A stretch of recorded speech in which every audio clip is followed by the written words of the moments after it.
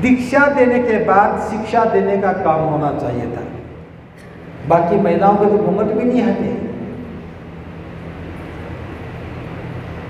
सभी जानते कि घूंघट की कोई उपयोगिता ना है कि धर्म क्या है, और धर्म का एकमात्र उद्देश्य है और हमारे जीवन में सुख का संचार। 52-53 दिन के बाद बाबा साहब दुनिया से विदा हो गए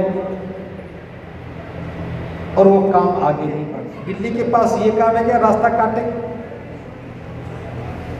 बिल्ली के आगे से कितनी बार आदमी चला जाए, बिल्ली तो नहीं घबराती, लेकिन आदमी घबरा जाता है। बुद्ध ने इसे अज्ञानता कहा है, अविद्या कहा है। लेकिन महिलाएं इन्हें चूड़ियां नहीं कहती, वो इन्हें सुहाग कहती। अब चूड़ी टूट जाए, टूटना भी नहीं कह सकती, कितना बड़ा डर है। क्यों? क्योंकि मन में ये बात बैठी है कि चूड़ी जो है इसमें तो पति की सांस है। अगर चूड़ी अच्छी होती तो पुरुष भी पहन लेते। कभी महिलाओं के मन में आया सवाल ये पुरुषों के काम का नहीं है, इसलिए कोई पुरुष चूड़ियां नहीं पहनता।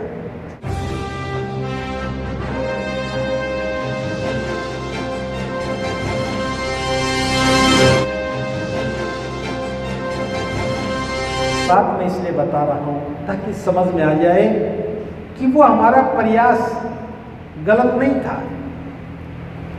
प्रयास तो सही था लेकिन अधूरा था। दीक्षा देने के बाद शिक्षा देने का काम होना चाहिए था। पहले शिक्षा देते फिर दीक्षा देते, या पहले दीक्षा दी तो फिर शिक्षा देते, और बताया जाता कि बौद्ध बनने के बाद ये करना है और ये नहीं करना। और दुष्परिणाम थोड़ा सा जिक्र कर रहा हूं। आजादी के 70 वर्षों के बाद आज तक हम महिलाओं का घूंघट भी नहीं हटा पाए। अगर ये 15-20 महिलाओं को छोड़ दिया जाए, बाकी महिलाओं के तो घूंघट भी नहीं हटे। सभी जानते कि घूंघट की कोई उपयोगिता नहीं, कोई उपयोगिता नहीं, आवश्यकता भी नहीं, और फिर भी चला जा रहा है। इसका मतलब है कि हमें जो करना चाहिए था वो हमने नहीं किया, तो करने का दौर चला है। अभी जो प्रशिक्षण है ये करने का दौर है। सबसे पहले जो काम करना है, हमें सीखना है कि धर्म क्या है, और धर्म का एकमात्र उद्देश्य है कि हमारे जीवन में जो दुख है, जो हमारे जीवन की समस्याएं हैं, हम उनका अंत करें और हमारे जीवन में सुख का संचार हो सके। हम सुखी हो जाएं, हमारे दुख खत्म हो जाए और जीवन में सुख आ जाए। महाकारुणिक बुद्ध का यही एक उद्देश्य था कि हम दुनिया के दुखी लोगों को सुखी बना सके। एक इतना महान उद्देश्य जिसके लिए बाबा साहब ने अपने पूरे ज्ञान की साधना के साथ एक आह्वान किया। पहले स्वयं बुद्ध की शरण में गए और फिर हमें कहा जो मेरे साथ बुद्ध की शरण ग्रहण करना चाहता है वो शरण ग्रहण करे। और लाखों लोग बाबा साहब की बात सुनकर के उनके आदेश को मानकर के बुद्ध की शरण में चले गए। क्योंकि बाबा साहब को ज्यादा समय नहीं मिला, 52-53 दिन के बाद बाबा साहब दुनिया से विदा हो गए और वो काम आगे नहीं बढ़ सका। उस काम को अब शुरू किया है। 10 दिन के प्रशिक्षण में जाकर के हमें ये बात सीखनी है कि हमारे जीवन के दुख क्या है, और ये बात समझ में आ गई तो हम दुखों का अंत कर सकते हैं। जब तक ये ना पता लगे कि हमारे दुख क्या है, क्या खत्म हो सकते हैं। बौद्ध बनने के बाद मन में किसी प्रकार की अज्ञानता नहीं होनी चाहिए, अंधविश्वास नहीं होना चाहिए, अंधश्रद्धा नहीं होनी चाहिए। और जब हमें पता लग गया है कि ये अज्ञानता है, ये अंधविश्वास है, तब हम उसे दूर करने का उपाय करने लगते हैं। तो इस प्रशिक्षण के माध्यम से हम जान पाएंगे कि हमारी अज्ञानताएं क्या है। उदाहरण के लिए बात कर रहा हूं, बच्चे ने खूब अच्छी तैयारी की और परीक्षा में जाना है, उसे सब कुछ याद है, पूरी तैयारी है, और घर से निकले और घर के बाहर कुत्ता बैठा हो और कुत्ता अपना कान हिला दे, हम क्या कहते हैं? अब सब कुछ हो गया। अगर मम्मी देख रही हो कि बेटा वापस आ जा, एक गिलास पानी पी करके जाना। जो परीक्षा होनी है उसका जो पेपर है, क्या कुत्ते ने बनाया है? उसको क्या मालूम कि आप पेपर देने जा रहे हो, क्या करने जा रहे हो? उसके कान पर मक्खी बैठी होगी, वो अपनी मक्खी को हिला रहा होगा और घबरा हम गए। घर से निकले, बिल्ली आगे से गुजर गई, हम कहते हैं बिल्ली रास्ता काट गई। कभी देखा बिल्ली ने कोई रास्ता काटा हो? इतने मजबूत रोड बने हैं, बिल्ली के पास ये काम है क्या रास्ता काटे? बिल्ली के आगे से कितनी बार आदमी चला जाए, बिल्ली तो नहीं घबराती, लेकिन आदमी घबरा जाता है। यही अज्ञानता है। गलती से किसी को छींक आ जाए, शारीरिक क्रिया कभी भी किसी को आ सकती, घबरा हम जाते हैं। बुद्ध ने इसे अज्ञानता कहा है, अविद्या कहा है, और हमारा सारा जीवन इसी अविद्या में उलझ गया, इसी में निकल जाता है। अगर बात समझ में आ जाए तो समझा रहा हूं। सारी महिलाएं चूड़ियां पहनती हैं, चूड़ियां पहनती हैं, लेकिन महिलाएं इन्हें चूड़ियां नहीं कहती, वो इन्हें सुहाग कहती है। कांच की चूड़ी टूट जाए, हम कहते चूड़ी टूट गई, लेकिन कोई महिला नहीं कहेगी चूड़ी टूट गई। क्या कहती हैं? हाँ, कुछ भी कहती है, आपको पता क्या कहती है। अब चूड़ी टूट जाए, टूटना भी नहीं कह सकती, कितना बड़ा डर है। क्यों?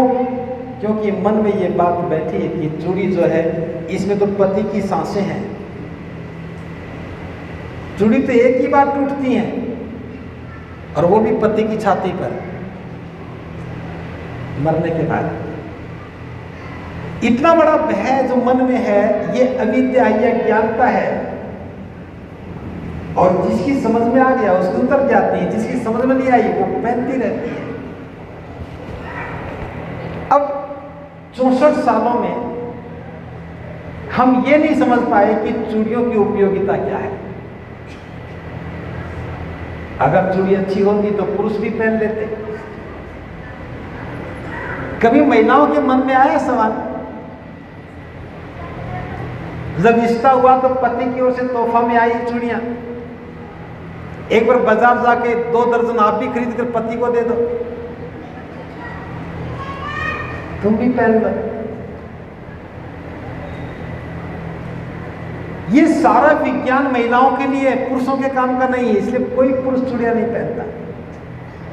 बौद्ध बनने के बाद इतना समझ में आ जाता तो महिलाएं भी आज चूड़ियों से मुक्त हो जाती, लेकिन महिलाओं की बात कोई नहीं करता। धम की बड़ी बड़ी बात कर लेंगे, और महिलाओं की बात आती तो उनकी भी सांसें तक जाती हैं। मंच पर खड़े होकर के खूब बड़ी बड़ी बातें करेंगे, और ये कह दिया जाए कि अपनी जीवन संगिनी के हाथ की चूड़ियां उतरवा दो, ना जी वो तो मेरा कहा मानती है। जब कहा नहीं मानती तो साथ क्यों रहते हो? अगर जीवन संगिनी साथ कहा नहीं मानती तो साथ क्यों रहते हो? तो सीधा सा है, महिलाएं बात तो मानती हैं, लेकिन हम चाहते नहीं कि वो बात मान जाए। साथ लेकर के नहीं आएंगे, फिर बहाने बनाएंगे, और इसीलिए बस बौद्ध धर्म का काम भी अधूरा रहा। इस 10 दिन के प्रशिक्षण में क्या करना है, बस यही समझना है कि अविद्या क्या है, और ये समझ में आ जाएगा तो जीवन रूपांतरित हो जाएगा। हमें किसी से लड़ना नहीं है, हमें किसी के साथ जबरदस्ती नहीं करनी कि तुम्हें ये काम करना, ये नहीं करना। जिसकी जो इच्छा में उसको करे, लेकिन समझ में आने के बाद जिसकी समझ में आएगा वो तो मुक्त हो ही जाएगा।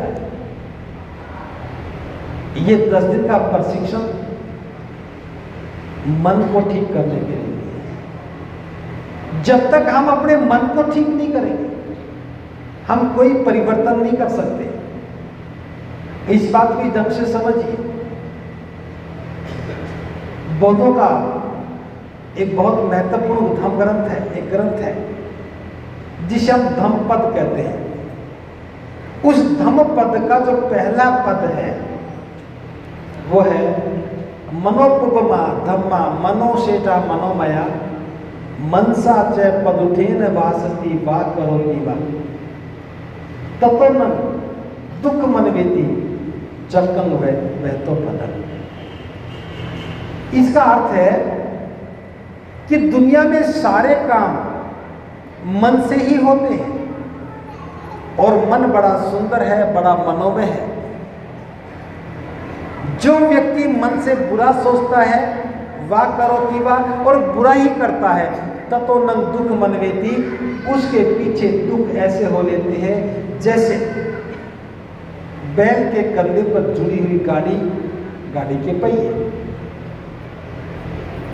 जब बैलगाड़ी बैल के कंधे पर जुड़ जाती है और गाड़ी में बोझ लदा हो, तो बोझ तो बैल के कंधों पर है और वो बोझ ही दुख है। बैल कितना तेज दौड़े, गाड़ी तो पीछे पीछे दौड़ेगी। बैल धीरे चले या तेज चले, बोझ तो कंधे पर ही है।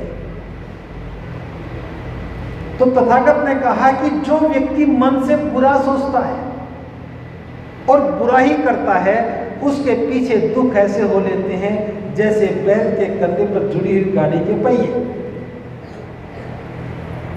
अब हमारे जीवन के जो दुख हैं, ये हमारी सोच से हैं। हमने गलत सोचा, हमारे मन में गलत विचार आया, तभी हमने गलत करना शुरू किया, और जब काम गलत करना शुरू किया तो उसका परिणाम ही दुख होगा। अब दुखी लोग क्या कहते हैं, मेरे जीवन में तो बड़े दुख है, घर में तो बड़ा कलह है, घर में तो बड़ा कलेश है। उपचार क्या है कि उस शाने के पास जाओ, उस ज्योतिषी के पास जाओ, और वो फिर चक्कर में घुमा देते हैं। बुद्ध ने नहीं कहा कि दुख के उपचार के लिए किसी ज्योतिषी के पास जाओ, किसी पुरोहित के पास जाओ। बुद्ध ने कहा है हम जो सोचते हैं वैसे ही बन जाते हैं।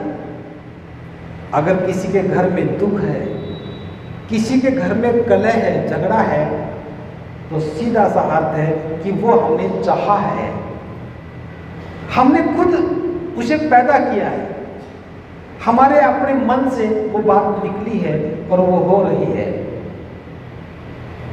लेकिन दूसरे पद में कहा है मनोपुपमा धम्मा मनोसेता मनोमया मनसा च पश्चेन भासती वा करोति वा ततो न सुख मनवेति छाया च अन्न पाएगी। यानी कि जो व्यक्ति मन से अच्छा सोचता है वा करोति वा, और अच्छा ही करता है, उसके पीछे सुख ऐसे हो लेते हैं जैसे कभी भी साथ ना छोड़ने वाली हमारी अपनी परछाई। हमारी अपनी परछाई हमेशा हमारे साथ रहती है, वो कभी भी साथ नहीं छोड़ती। तो जो व्यक्ति मन से अच्छा सोचता है और अच्छा ही करता है, उसके साथ सुख हमेशा लगे रहते हैं। अब ये दो बातें सुनने से, दो बातों को समझने से एक बात साफ हो गई कि हमारे जीवन में जो दुख है वो हमारी सोच के परिणाम स्वरूप हैं। हमारी सोच अच्छी हुई तो सुख आया, और सोच बुरी हुई तो दुख आया। आपको लगता होगा ये तो बड़ा गूढ़ ज्ञान है, हमारी समझ में तो नहीं आया। मैं समझाने के लिए छोटा सा उदाहरण देके बता रहा हूं। कोई व्यक्ति किसी को गाली दे, गाली देना अच्छा या बुरा? बुरा है। जब व्यक्ति किसी को गाली देगा तो सुनने वाले व्यक्ति को बुरा लगेगा। अब बुरा लगेगा तो हम भी क्या करते हैं? हम भी गाली को लौटा देते हैं। ईमानदार व्यक्ति एक गाली के बदले में एक ही लौटा देता है, लेकिन हम ज़्यादा समझदार हैं इसलिए एक के बदले में 4 लौटाते हैं, और परिणाम झगड़ा शुरू, झगड़े का परिणाम मारपीट शुरू, मारपीट का परिणाम दुख। अब दुख मारपीट हो गई, फिर थाने में जाएंगे, फिर रिपोर्ट लिखवाएंगे, डॉक्टर के पास जाएंगे, मेडिकल करवाएंगे, पंचायत बुलाएंगे, फिर कभी किसी के पास कभी किसी के पास सिफारिश करेंगे। एक व्यक्ति ने एक गाली दी और नौबत यहां तक आ गई। होता है ऐसा। अब समाधान क्या है? ये झगड़ा क्यों हुआ? एक व्यक्ति ने गलत सोचा। जिसने गलत सोचा उसके मन में गलत विचार बने, जैसा सोचा वैसे ही शब्द बने, और जब मुंह खुला तो वही तो बाहर निकलेगा जो अंदर थे। गलत शब्द बने थे, गलत रखे थे, तो वही बाहर निकले, और हमने लपक लिए, झगड़ा शुरू हो गया। अगर इतनी बात समझ में आ जाए कि उस व्यक्ति के मन में बुरे विचार हैं, उसने बुरी बातें इकट्ठी कर रखी हैं, उसने बेकार गालियां इकट्ठी कर रखी हैं, उसकी गंदगी को मैं क्यों उठाऊं?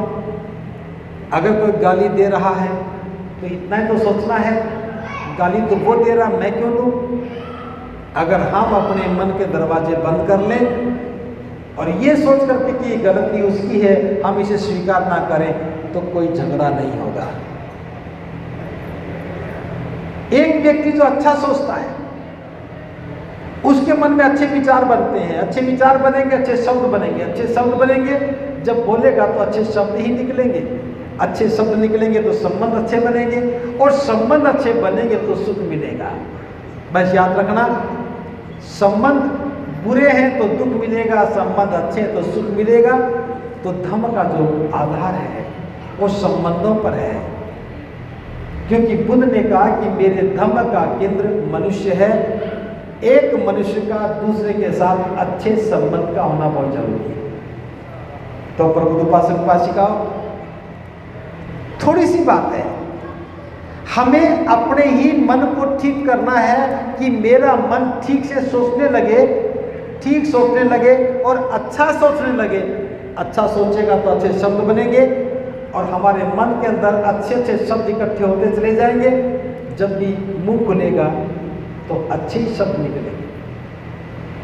इसको ही ढंग से समझिए। आपके घर में रसोई है, आपने रसोई में जो भी खाना बनाया और बना करके रसोई में रख दिया, अब घर का कोई भी सदस्य आएगा तो क्या खाएगा? जो आपने बनाया है। ऐसा तो नहीं कि आपने रोटी सब्जी बनाई और वो लड्डू खा ले, होता है ऐसा? जो बनाया वही खाएगा। अच्छा बनाया तो अच्छा खाएगा, बुरा बनाया तो बुरा खाएगा, लेकिन बनाया तो आप ही ने है ना। ठीक ऐसे ही हम जो बोल रहे हैं, वो जो शब्द हमारे मुंह से निकलते हैं, वो हम ही ने बनाए हैं, अपने ही मन में बने हैं। हमने जैसा सोचा वैसे ही बने हैं। जिसकी सोच सुंदर होती है उसके शब्द सुंदर होते हैं, और ये सुंदर शब्द इकट्ठे हो गए, जब भी बोलोगे तो सुंदर शब्द निकलेंगे। जिसकी सोच गलत है वो गलत सोचता है, गलत सोचेगा तो गलत शब्द बनेंगे, बुरे शब्द बनेंगे और बुरे इकट्ठे हो जाएंगे। जब भी मुंह खुलेगा तो बुरे ही शब्द निकलेंगे, बुरे शब्द निकलेंगे तो संबंध बिगड़ जाएंगे।